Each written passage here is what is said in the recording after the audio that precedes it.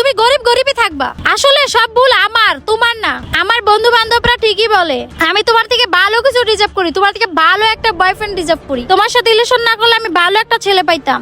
কি কারণে যে আমি তোমার সাথে সম্পর্কতে গেলাম, আমার ভাগ্যটাই খারাপ। ময়না তুমি এসব কি উল্টাপাল্টা কথা বলতেছো? এখানে আমার দোষটা কোথায়? বাইকটা নষ্ট হয়ে গেছে, আমি তো ঠিক করার চেষ্টা করতেছি, তাই না? চেষ্টা করতেছি 1 বছর ধরে তোমার এটাই শুনতেছি, খালি চেষ্টা আর চেষ্টা, কিছুই তো করতে পারতেছো না। ময়না আমি এটা করব, ময়না আমি ওইটা করব, কিছুই তো করতে পারলা না এতদিনে। করছো কিছু?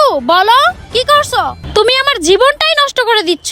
আমি মনে হয় তোমার সাথে আর থাকতে পারবো না। তোমার কোনো স্বপ্ন নাই, আমার অনেক স্বপ্ন। আমি জীবনে ভালো কিছু করতে চাই।